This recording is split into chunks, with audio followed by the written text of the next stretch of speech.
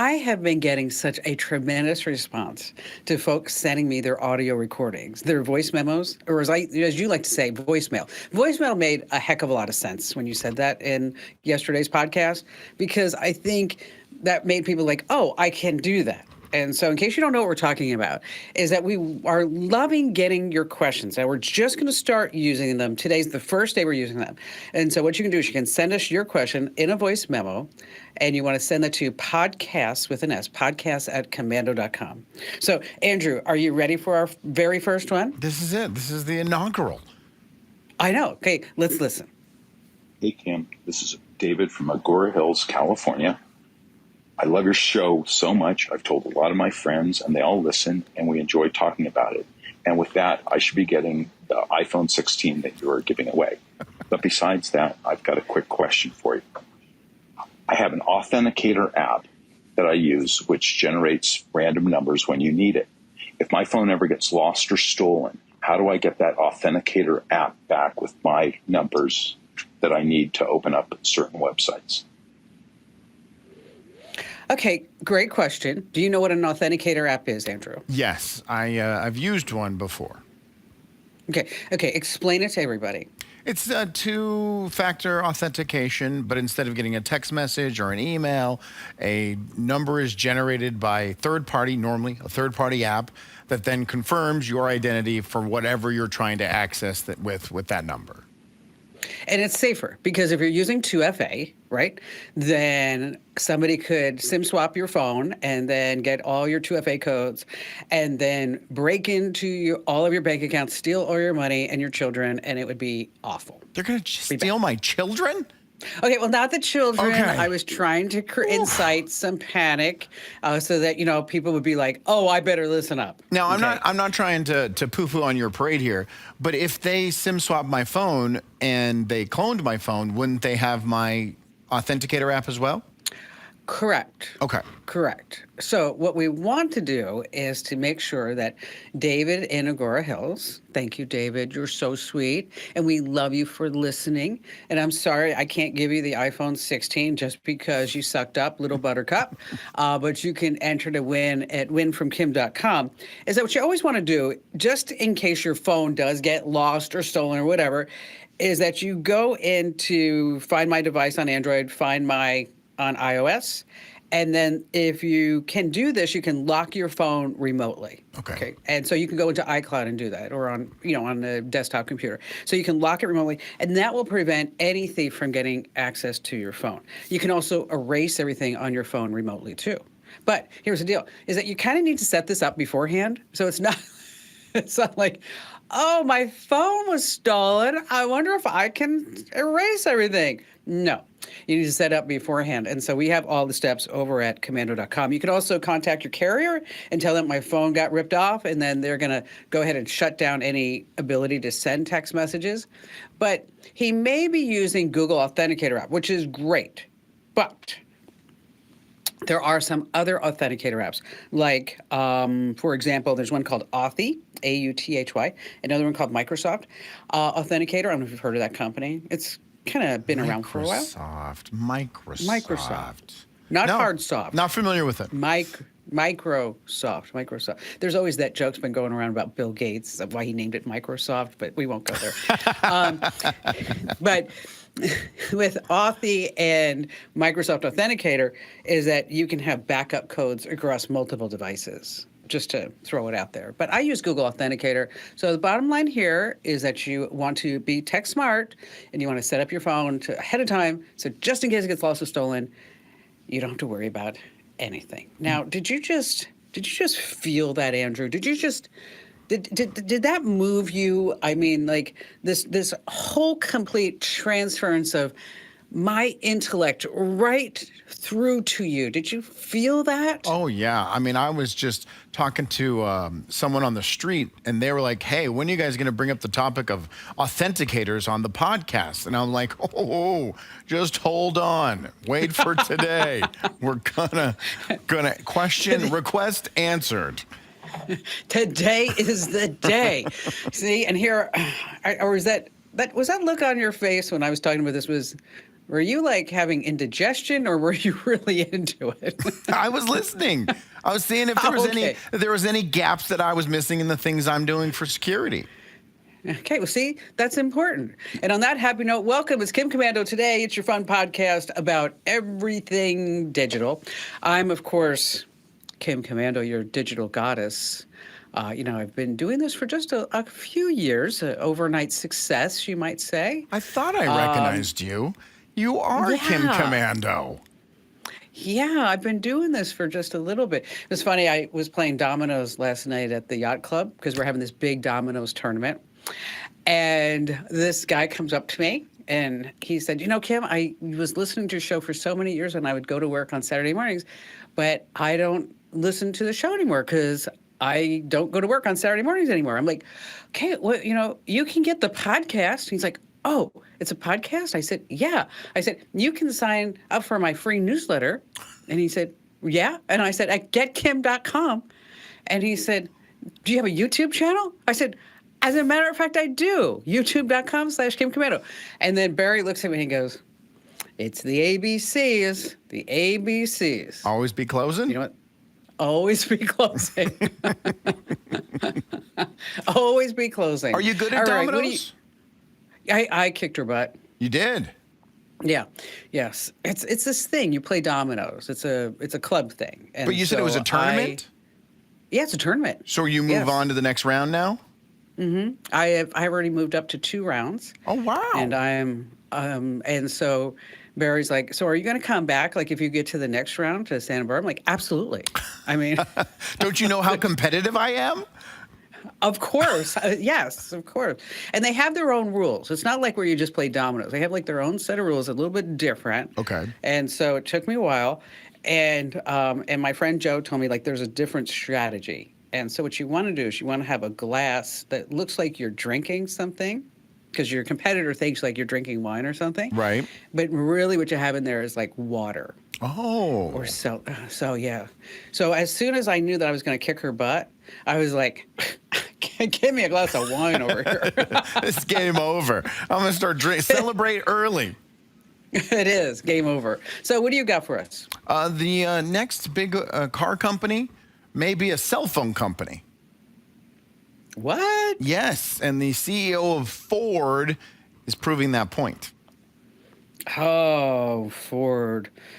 Have you ever owned a Ford? Multiple. I love Ford vehicles. Do you? Yeah. What'd you buy since you had that big car wreck? I had a Lincoln Navigator. I had a Ford Expedition. I had a Ford Escort. I had a wow. Ford Trailblazer. I was a Ford guy for a long time. And what do you have now? A Mitsubishi Fiat? Outlander. Oh, okay, that's good. I let my guess. children pick it wouldn't. out. It was a bad post-divorce mistake. I wouldn't have bought that. No, I shouldn't have. That's okay. I hate it. You know what? Let me just tell you something.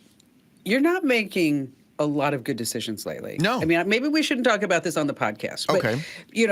First, we have the whole phone thing. Right, exactly.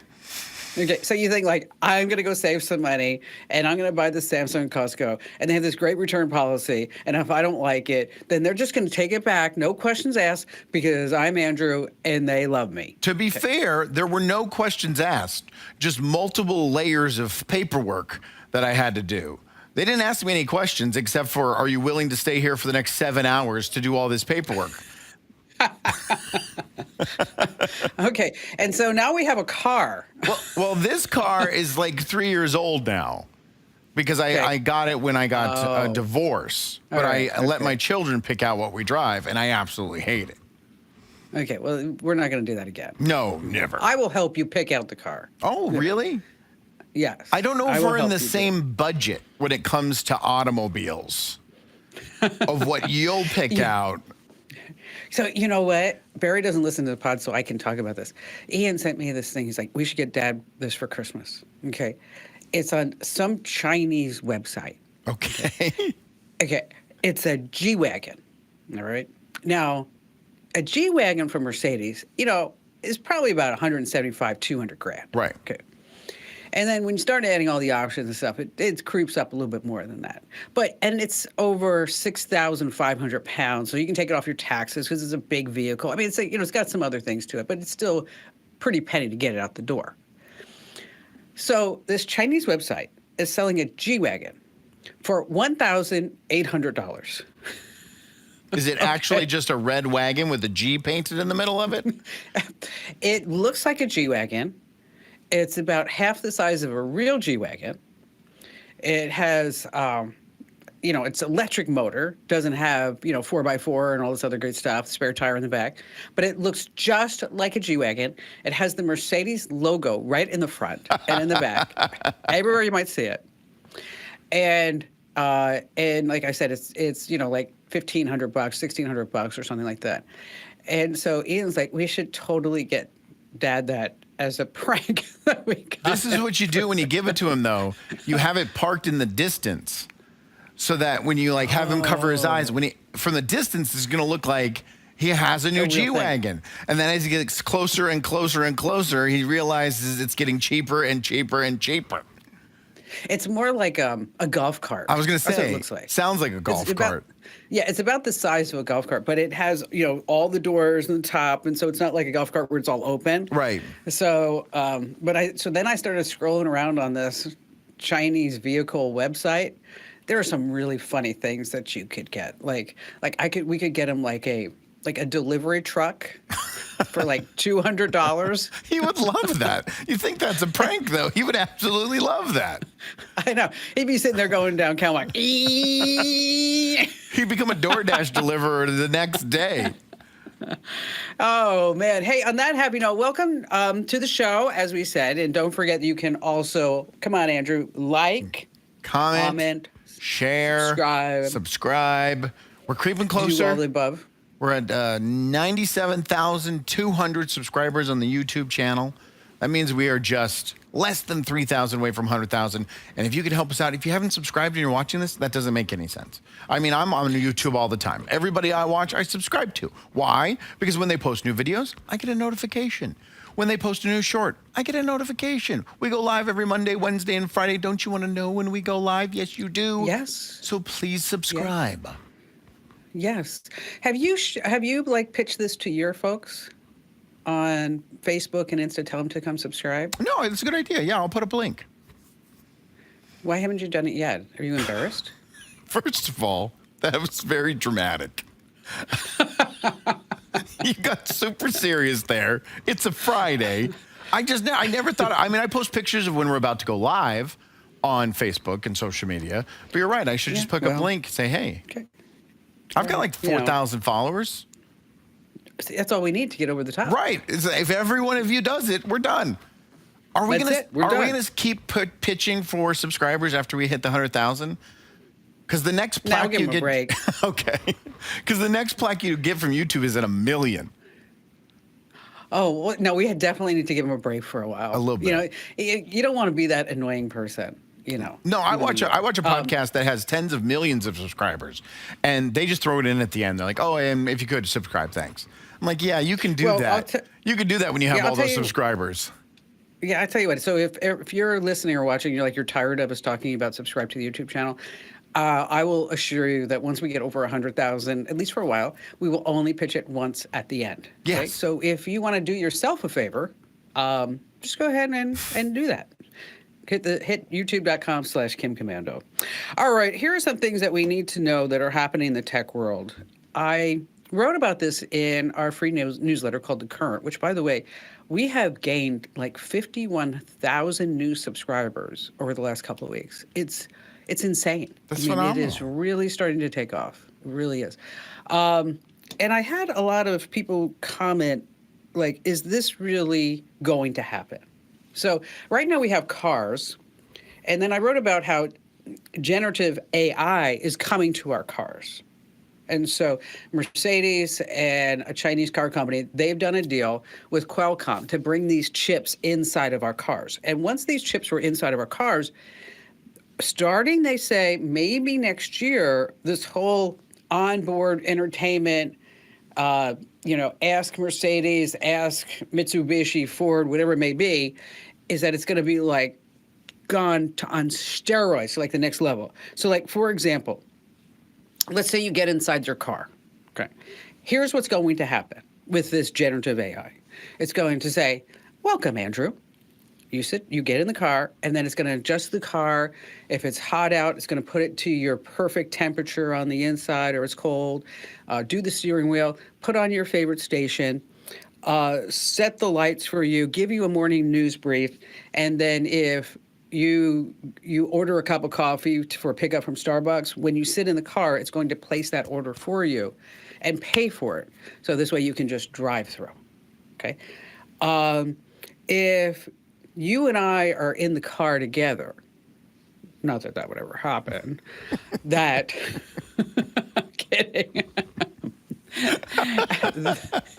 that if somebody were to send me a text message that said, and I was driving, right. so it's my car, and somebody were to send a text message and said, you know what, I don't know what was, up Andrew's butt, but he was just not with the program on the podcast. Right.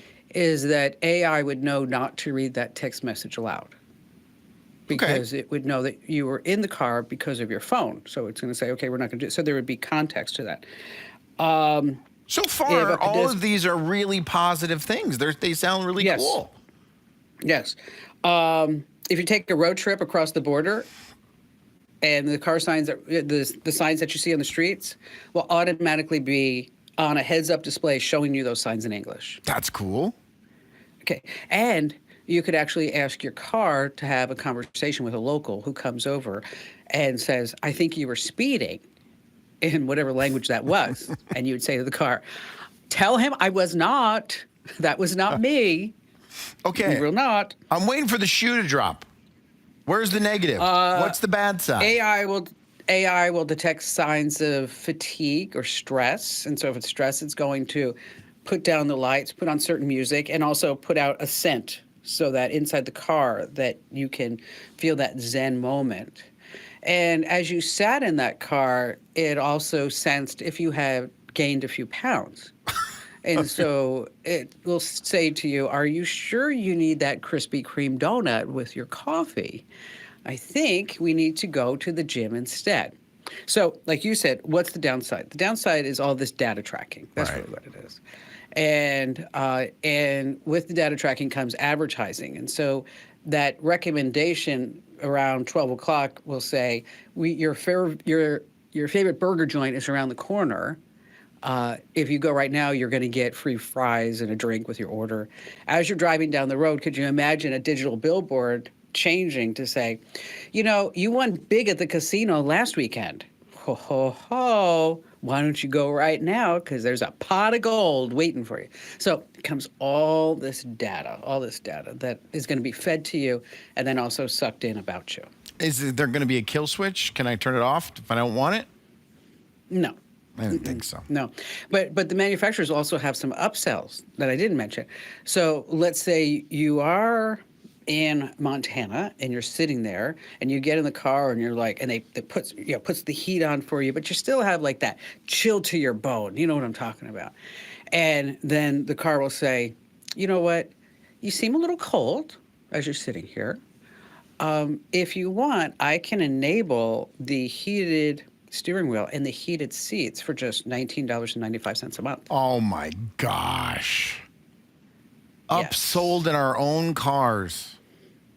Everywhere. It's going to be this total upsell. So if you were reading the newsletter and you're wondering like more about that, just want to kind of bring that to your attention. And if you're not getting the newsletter, this is an example of just the great stuff that I do every single day at getkim.com. Now, speaking of cars, an Arizona mom and her daughter had this nail-biting moment when a Waymo car edged just a little too close to oncoming traffic. Here, watch the video. Oh my God, so many cars. Ah! Ah! Oh my God. It's just turning left.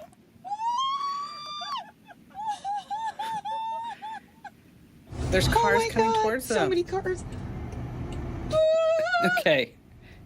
Mom and the daughter just panicking because of this Waymo self-driving car because they said that across too many lanes and it looked like they were going to be killed in a nanosecond. It was turning left. They're just Yeah. freaking out because there was no driver there. If that was their Uncle Harry or some Uber driver, they wouldn't even have been paying attention. All the car's doing is turning left.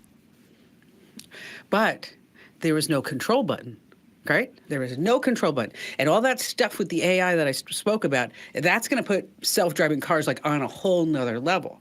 But I think I told you about the elevator button years ago. I remember talking to you about that.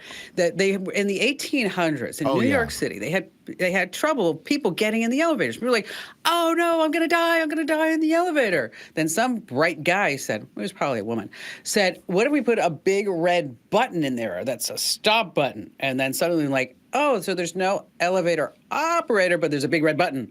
That makes me feel so much safer. Right. So much safer. And so maybe we need the big red button for some people like this. But if you're in a Waymo, and you're in a Waymo, you're not behind the wheel. So the button would just kill the car wherever it was. This was more the problem. The video was more of the people in it, not the Waymo itself. Because I'm sure Waymo came out and said the car was clear, it was fine, it was turning left in a turn lane. Calm down, you screaming Nancy's. That was officially from the press release from Waymo. Was it the screaming Nancy's? Was that the part? Was that it? Just don't Google search that, but it's 100% accurate. Do you play Call of Duty? I mean, no. No. I've played it. When do you stop? Huh? I've played it, but I don't play it. When do you stop what? Oh. When do you stop playing Call of Duty? Never. I mean, there's more adults on Call of Duty than there are children. Okay, well, I don't play video games. I'm too busy playing dominoes. But Call of Duty Black Ops 6 just dropped. Right. Today. Set in the 90s, 16 multiplayer maps, return of zombies, and there's faster combat. So I don't know. If you're listening and you play Call of Duty, maybe you might want to go get it. If you play the Call of Duty, you already had it at midnight this morning. The second the release, you actually pre-ordered it 6 months ago, and it was downloaded to your machine before you even woke up. Okay, so if you didn't download it at 2 a.m., you're a noob. Now you know that it's out. Call of Duty fans are unbelievably loyal to that game. It's ridiculous. Finally, some good news from Arkansas. Finally, some good news from Arkansas. This should be a segment on the podcast. It would be like good news from Arkansas. Be like dun dun dun dun dun dun dun dun. Ladies and gentlemen, good news. Finally, from Arkansas. Good news from Arkansas. What's the good news? Oh, we're always trying to up our craft and our game here. Let me tell you. Huge deposits of lithium have been found in Arkansas, and they say it's going to reshape the world's energy future. There could be between 5 million and 19 million tons buried there, enough to meet the projected global demand of lithium car batteries 9 times over. See, Arkansas. That makes me think like we're living in a simulation. So forever, we're like, we're not going to be able to power. We're not going to be able to power. And then all of a sudden, some farmer trips and falls down a well and sees that there's 5 billion tons of lithium just hanging out in Arkansas. Here we are. Here we are. It's just, it's really close to Walmart. I'm not sure if there's a correlation. Kidding about that. Well, they are headquartered in Arkansas. Are they? Yeah, just kidding about it. Yeah. All you right. didn't know that? I didn't know that, no. Really? Yeah. No. Bentonville. Well, now I'll be able to dominate at bar trivia if Bentonville, Arkansas is one of the answers. When's the last time you went to Walmart? Oh, yesterday. What'd you get? What did we get? My kids we just moved, so my kids needed some stuff to finish decorating their bathrooms. Just a couple of things. $168 later, we left. Did they pick out the house too? I'm just wondering. No, I picked out the house. All right. Just kind of wondering how far that goes. $168. That's crazy. I mean, I don't know. I haven't been to Walmart in quite a while. What do you have been a against Walmart? You know what? I did not like Walmart when I went. I did not like. I felt that, people were nice, but some of the people walking around made me uncomfortable. Yeah, I mean, sure. You just don't make eye contact and you move along and do your thing. Just move along. Yeah. Just move along, baby. Move along. So now lithium has been found in Arkansas. Ladies and gentlemen, Bum, bum. that was finally some good news from Arkansas.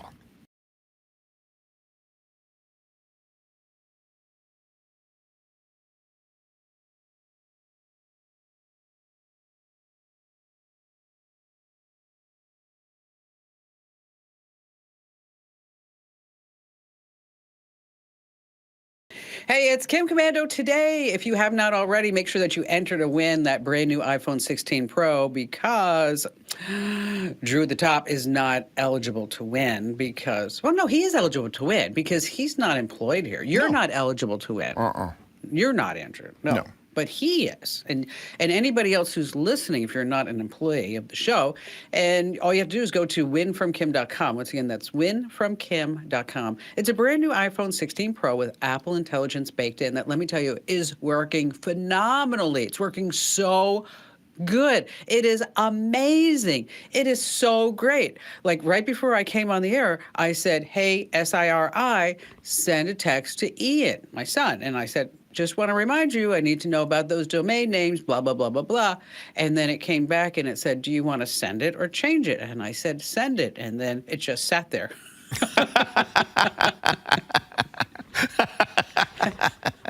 And then I'm looking at him going like, send it. Send it. Send it. Now. SEND. Do it. Come on. You got it. And then you know what happened? The whole screen went like, whoop. It was gone? And the whole text was gone. It was gone. We'll figure it out one of these days. I know. All right, so what's going on? What do you got? Let me take you back 6 months ago. Okay. The CEO of Ford was talking to shareholders, and he said that Chinese electronic vehicles are an existential threat to the U.S. auto market because they're cheap. Okay. They are quality, and the batteries go forever, up to 500 miles on some of these cars. And you should also mention that Ford's not doing a stellar job in the EV department. Is anybody really? Well, I think Ford has probably the edge with the Ford 150 Lightning truck and some of their vehicles, but a lot of these companies, like GM, I mean, it was like with that, what was it, the Bolt or the Volt or whatever they had? Right. Is that it was costing them like $7,000 every time they sold a car. It was like ridiculous. But now they're coming out with, electronic versions of their known brands.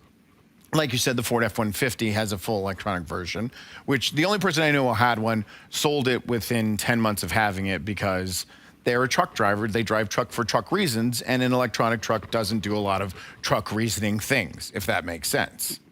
Like what? Like hauling, going long distance, doing multiple projects in one day. It's just not the same with the electronic vehicle. When you haul something with an electronic truck, you have to go slower. You're forced to go slower when you add weight to it. Yeah, that's true. And the battery's so heavy. That's why. I mean, I was on the list to get a Ford 150 Lightning truck. And I thought it was going to be so cool because this way I could have the truck and then I could go to construction sites and then I could run all my power tools right from the truck. That's what you do so frequently. And then I realized I never go to a construction site with my power tools. The one cool thing about the F-150, though, is you can hook it up to your house. And if your power goes out, it acts as a, what's the word I'm looking for? Backup battery. Yeah, there's a word for it, though. Generator. Thank you. Whatever. A generator for your home. So that's kind of cool. But so the Ford CEO comes out, says all the shareholders, we're in trouble because if we allow these Chinese electronic vehicles to enter the U.S. market, it's over for us. Now, fast forward 7 months later, he goes on a podcast. And guess what? He's been driving the electronic Chinese vehicle for the last 6 months. And his quote is I never want to give it up. No. Yes. Really? He loves it. He says the battery life is amazing. It's a great vehicle. It's the future. It's so affordable. He's sitting there doing a commercial for his competitor. They sell phones, Fords, in Asian countries. This is a direct competitor. Imagine if I came on this podcast and said, wow, I listened to this tech podcast yesterday and it was so good. I listened to it for 3 hours. I'm going to download it every single day. Wow. Now, why? Boy, you know what? Either he's an idiot or let's talk about my favorite topic, money. There's something going on behind the scenes with money. So I thought the same thing. I'm like, this guy's a CEO, probably makes like $100 million a year. He's no dummy. He wouldn't go on a podcast, a very popular auto podcast. I think it's called Full Throttled, if we want to give him the plug, and say this unless he and Ford are going to start to work with the U.S. government to get these vehicles over here, and they take a piece of the pie because he wants to take down Tesla. Right. It's all about the money. But meanwhile, everybody in Washington is saying, we got TikTok, we got Temu, we got DJI drones, we got Chinese spy balloons. Okay. It's gonna be a stretch, but you know what? That takes chutzpah. That does. Well, you know what? You may have just put the pieces of the puzzle together, right? Well, what if you go to the U.S. government and say, hey, it's all the data that is connected to these cars will be controlled by Ford, an American company. That's a way in. Yes. That's a foot in the door. That is a way in. That's really, what you just said makes a lot of sense. I told you. You know what? It's my favorite topic, money. Love to talk about money. But love that. Elon Musk has said the same thing. If these Chinese electric vehicles are allowed in the U.S. because they're so cheap to produce, so they can sell them so cheap here in the U.S., is that they're done. Tesla's done. Toyota's done. Ford's done. Everyone's done. They'll just come in and take over the entire market share because they're going to be so affordable. You know what? We should do a road trip. Okay. And we should go rent a Chinese electric car. Can you? We don't have to go far. I don't know. I'm sure there's some place we can get one. Okay.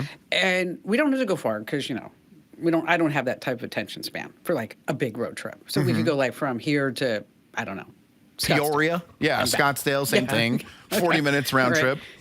Yeah, exactly. And we should see how it really drives. I mean, and maybe even we should take a Waymo and like take the show on the road. I don't think they're legal here in the United States. I think he has special permission to drive it here in the U.S. Really? Yes. Oh, that even puts it on another level. Yes, because he shipped it in from Shanghai to here after making those remarks to see like what the competitor is about, and now he loves it. But I think you're right. I think the pieces are coming together.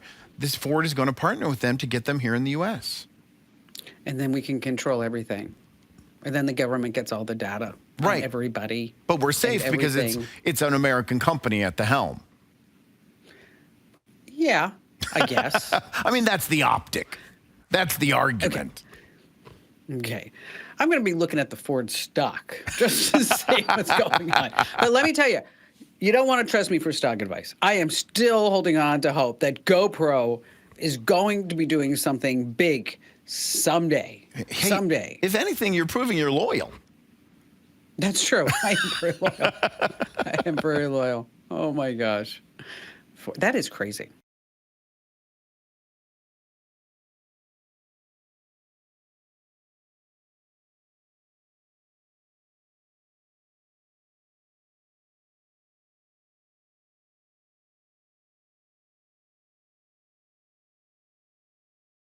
Hey, we are so glad that you're here with us because after all, it'd just be like me and Andrew just talking amongst each other. And I mean, that's fun. Yeah, but you wouldn't do it 3 days a week. Maybe once a quarter. Yeah, that would be it. Because I mean, Go ahead. Yeah. Go ahead. Yeah. Finish that sentence. I like you. Oh, there it is. Whew. That's so touching. It does. It really warms the heart, Adam, doesn't it? It does. Thank you, Kim Commando. Does Or really well. Does Mrs. really well. Commando, however you make me address you when we're having personal conversations. Your Highness would be really, that would be Fair enough. appropriate. Be sure that you just drop a few comments because really, seriously, this helps the algorithms because, big tech controls what you see and what gets put in front of you and what gets squashed to the bottom. And so, like, for example, if you get our newsletter, is that once in a while, I say, hit reply. You don't even need to say anything. Just hit reply to this email, and then that tells Gmail and your email provider, whoever it may be, that you actually like this email because you engaged with that email. And so it's the same thing with videos here on YouTube. If you engage with the video, it's going to tell big tech computers and algorithms like, oh, that must be pretty darn good. So we're going to show it not only to you, but to other people who are like you. So that's why it's important. So, even if you don't like us, just hit the like button, okay? If you want to leave a nice comment, that's pretty good too. And just, hit the subscribe button as well, because we are inching towards that 100,000 plaque, which, you know what? Let me tell you, Andrew, if it's a piece of crap, I'm going to be really disappointed. Really? Yeah, I mean, if the plaque comes and it looks like cheap plastic stuff and doesn't have lights and bells and whistles and sounds and, But it's the symbolism behind the plaque. It's what the plaque stands for, not the quality. Like an engagement ring that has no diamonds and is just a silver band still has the same meaning as a engagement ring with 6-carat diamonds sitting on the top. It's about what it's about, what it means. Who are you talking to? I knew that was coming. No. All right. Kim. Football, my favorite topic I was gonna of say. all time. I love football. You're such a sports fan. Obviously, you know who Tariq Woolen is, right? He's a football player. Yeah, and he plays for the... NFL. That's the league. He's on a team, a specific team. It's not the Arizona Cardinals. It's not. So we've got one down, 31 more to guess. All right, I give up. Who does he play for? He's a member of the Seattle Seahawks. He's injured, and so he wasn't able to travel with the team when they were playing a game so far this season. So he had to watch them on TV. Like all of us do, he had to sign up for YouTube or, I don't know, any kind of streaming service, Hulu Live TV, Peacock. We talked about it earlier in the football season, that if you wanted to watch every single football game with all the different streaming options there are, it's going to cost you like $2,000.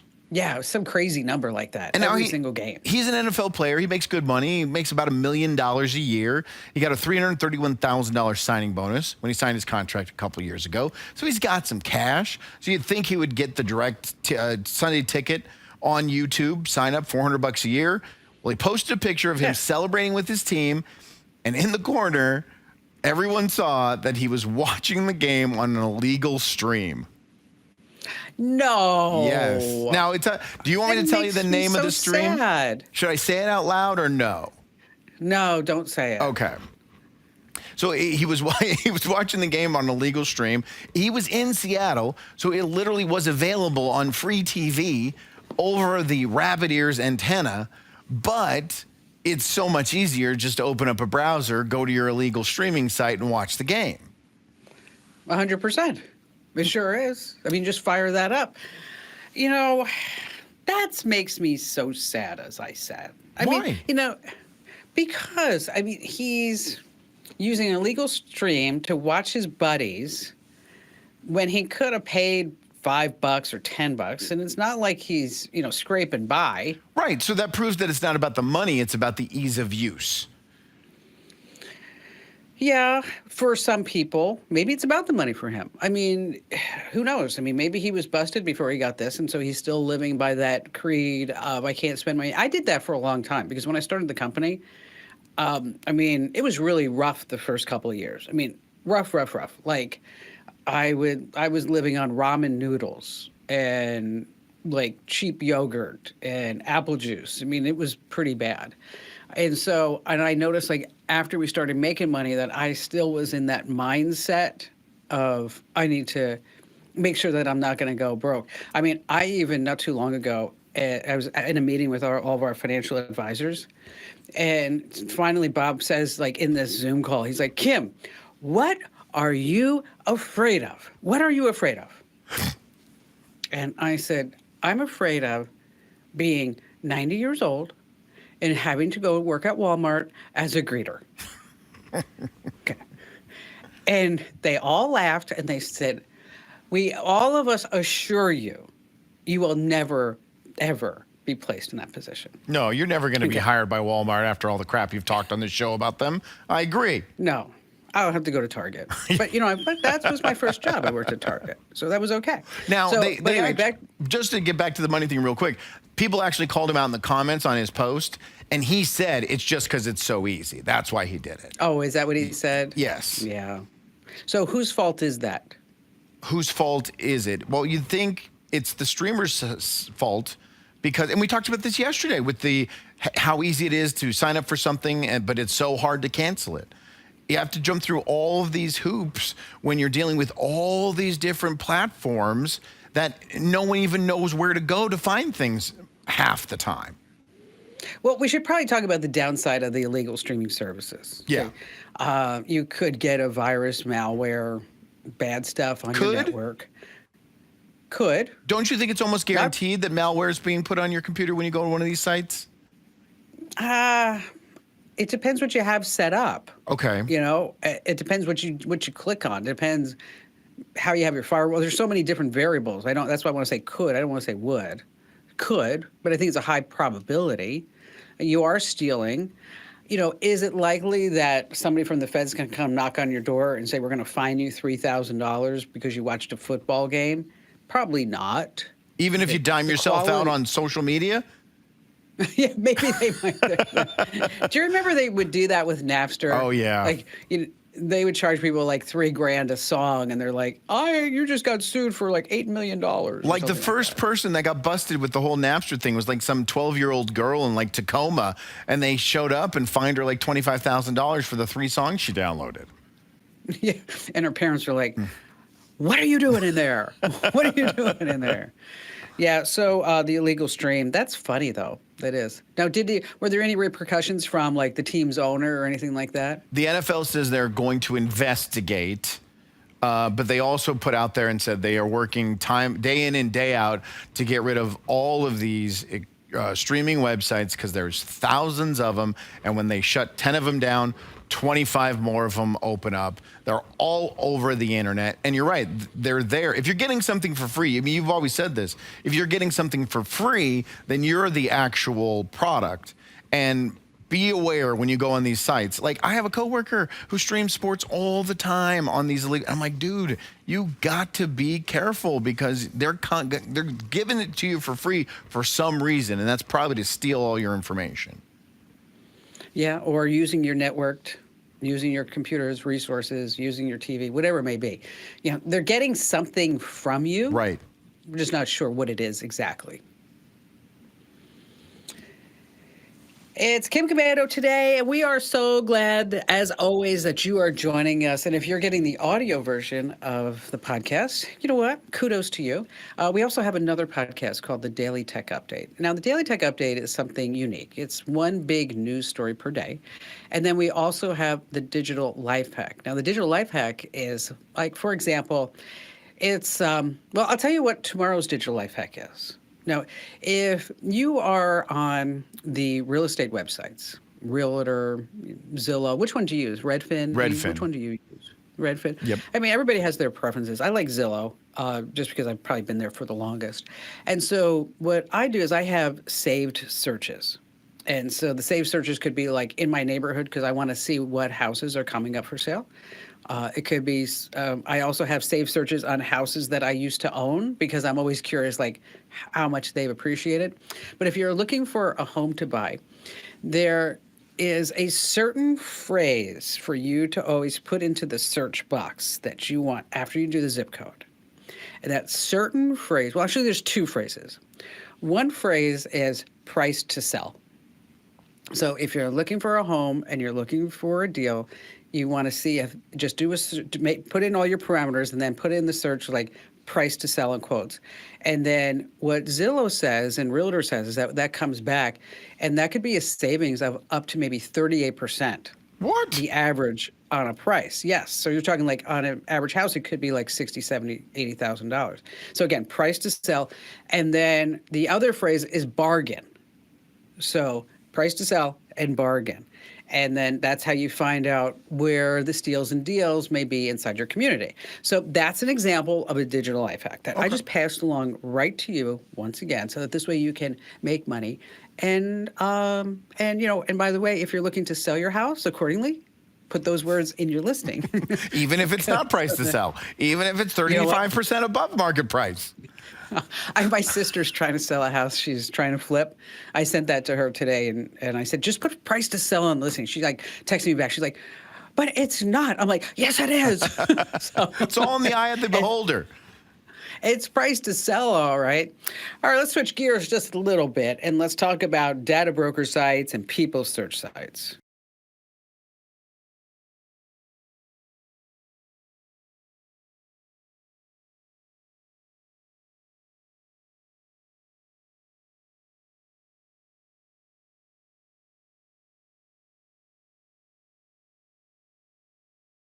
Now, I'm sure you've seen these sites on the internet, like Been Verified, Instant Checkmate, or how about PQ, or my personal favorite, the site that I hate the most is Family Tree Now. Oh my gosh. I don't know if you've ever been to Family Tree Now, but you can type in just about anybody's name, and then you're going to find all kinds of details about it. I'm talking about these scummy people search sites. They are just on the internet. Anybody who goes to the site, they can get your name, your address, your phone number, and a lot more details for anyone to see.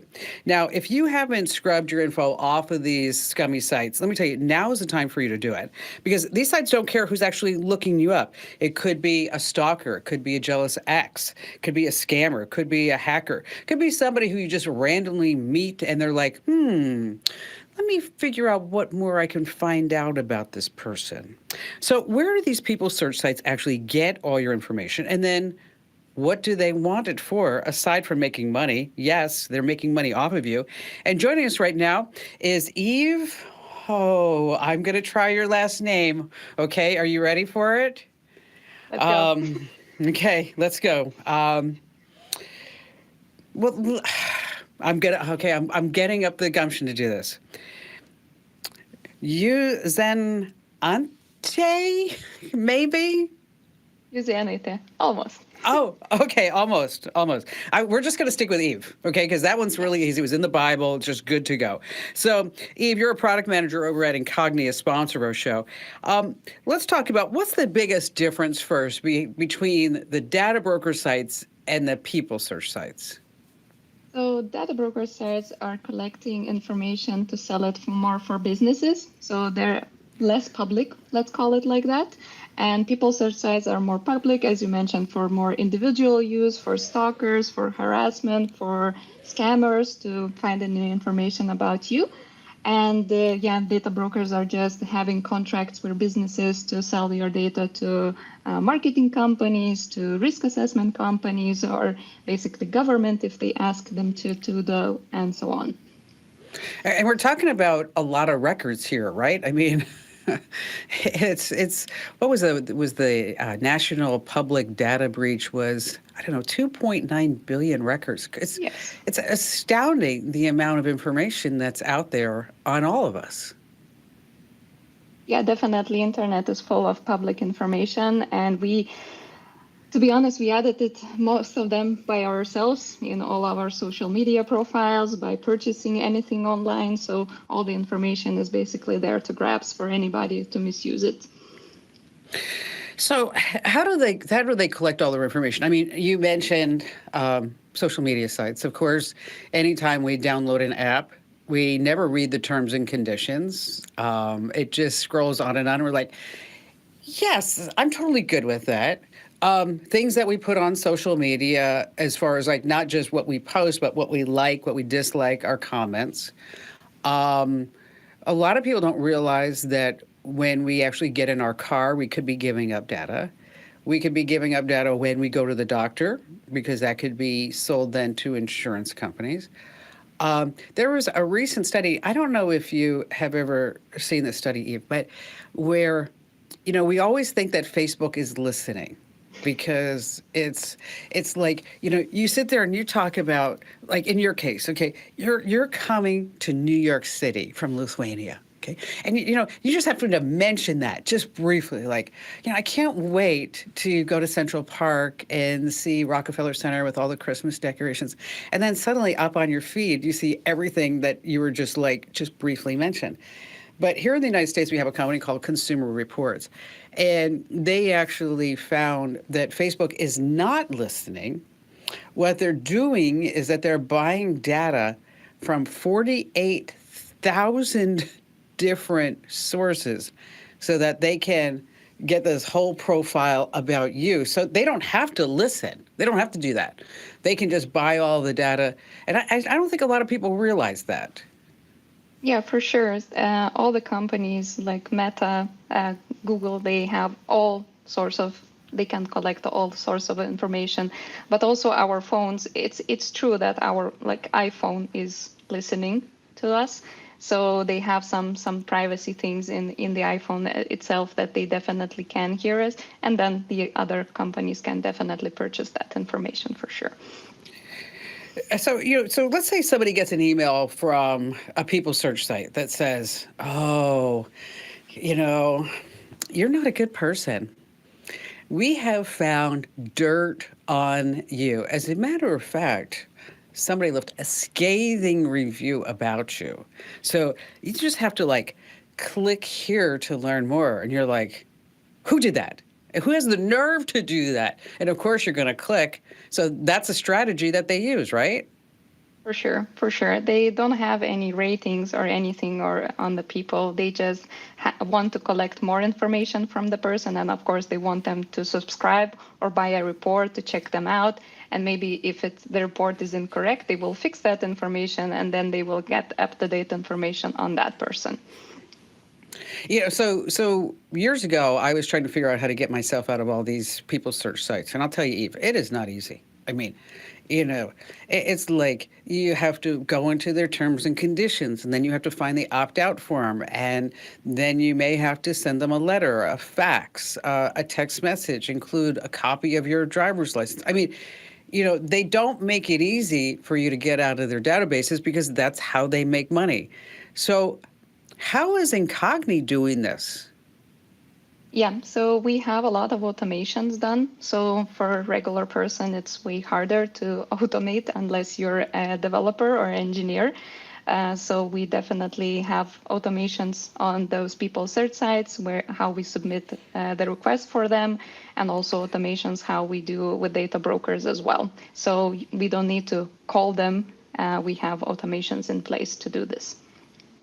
And of course, they probably change their automations, from time to time, right? Of course.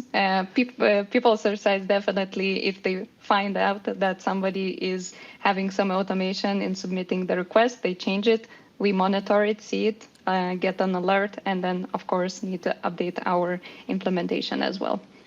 Yeah, it's a nightmare. It's truly a nightmare trying to do this yourself. I can tell you firsthand, I thought I'm going to do this great service for all of our readers and listeners and viewers. I'm going to tell everybody how to opt out. I'm like, oh, no, I'm not. This is like a complete time suck. And it's so incredibly frustrating. And they don't make it easy because if they make it easy, then you're going to be out of their database, and that's how they make money. Because these people search sites, they want to upsell you a subscription, right?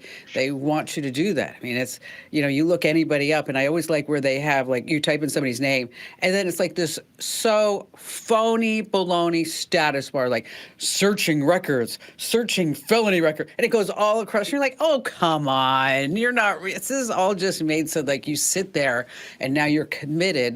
So that this way you're going to hang on the site, and then you're actually going to be paying for the monthly subscription. For sure. Yeah. And we forgot to mention that even if you remove yourself, so you've been through all that hassle, you went through all the websites and you removed yourself, after some time they will gather again the same information because you will still do something online, as you mentioned, download the same app or install something else, and they will collect the same information. So you will need to persistently do it, and that's what our service offering, so you don't need to do it by yourself. So I noticed that there aren't too many of these data suppression lists. You know, when I look at my dashboard, which I shared with all the readers in our newsletter, in case folks you want to see it, it's posted on commando.com, so you can actually see my firsthand results. That I've been removed from almost 700 of these different sites, and then almost 50 data suppression sites. Now, talk a little bit about the data suppression, because that's super interesting to me. Yeah, so we have agreements with some data brokers that if we ask a data removal request, they reply to us that they not only removed the person, but they will never add it once again. So it's just an agreement that they will not do it again. So they add it in a separate list, also hide that information, but if they receive any information about that person again, they will not add it to the main and will do not sell it anymore.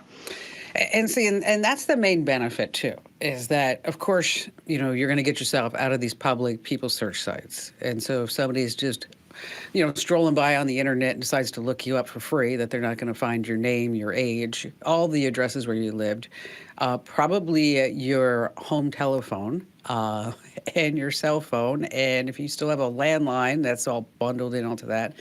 And then, your relatives, how old they are, how you're related to.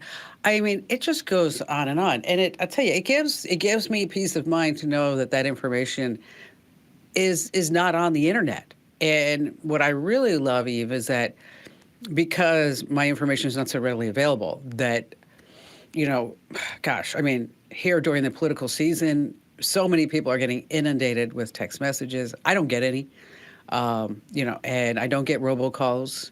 And, you know, it was interesting because my husband was like, how come your phone never rings and mine does? And I'm like, well, because I have Incogni. He's like, well, how come I don't? I'm like, well, you have to make dinner. And then once you make dinner, I'll sign you up for Incogni. So I did sign him up, and now he's also, you know, spam text and robocall free. But it's a fabulous service. All of us here at the show are super proud to be associated with it. And thanks for coming on board, even telling us a little bit more about it. Okay, one more time for your last name. One more time. It's Juzenaite. Juzenaite. Yes. All right, I'm getting better. Yes. I'm getting better. I'm working on that. Eve, once again, thanks for being here. Thank you for inviting me. It was a pleasure. All right, we appreciate you being here for each and every podcast. And Andrew, do you have any nice parting words for all of our listeners and viewers? I do. Subscribe. What is that? So annoying. You were like that nagging wife or husband. Now. Did you get it done? Did you do it? Subscribe Did you do it? now. Hit that button. Like, comment, subscribe. Really, seriously. I mean, we will stop talking about this, but first we need your help to do it. And then after that, everything's going to be all good. Everything's going to be lovely. And don't forget to send us your questions, podcasts@commando.com. I listen to each and every one. Now, let me tell you, this is not for you to type a whole dissertation about what's going on with your Windows computer or anything like that. No, this is just like an audio clip. Which, by the way, I got one today, Andrew, and I don't know if I should play it because the guy's like, you know, hello, Kim, I got this call, blah, blah, blah, blah, close parentheses, blah, blah, blah, blah, blah.